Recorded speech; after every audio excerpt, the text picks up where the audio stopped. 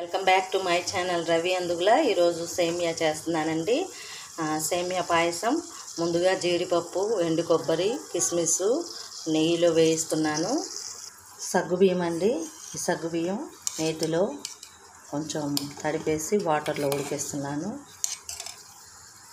పాలు కావాలి ఫ్రెండ్స్. సేమియాని వేయిస్తూ ఉన్నాను నేతిలో. దూరగా వేగాలి. తరువాత ఆ సగ్గుబియ్యంలో ఈ సేమియా కూడా వేసేసి ఇలాచీ పొడి, పంచదార వేసి తరువాత మనము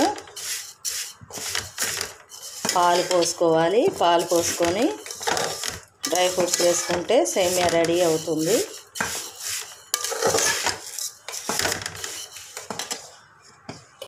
ఈ సేమియా బ్రౌన్ కలర్లోకి వచ్చాక ఆపేయటమేనండి ఫ్రెండ్స్. మీకు నచ్చినట్లయితే లైక్ చేయండి, షేర్ చేయండి, అలాగే సబ్స్క్రైబ్ చేయండి. మన ఛానల్ని వాచ్ చేయండి ఫ్రెండ్స్. ఈ సగ్గుబియ్యం వాటర్లో ఉడుకుతున్నాయండి. నేను ఇది తిప్పుతా అది పక్కన పెట్టేసరికి కొంచెం అంటినట్టు అయ్యాయి. దగ్గరుండి తిప్పుకోవాలి.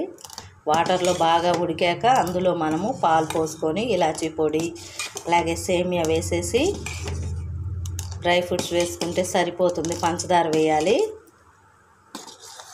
మేమైతే పంచదార వేసుకుంటాం, బెల్లమైనా వాడచ్చండి.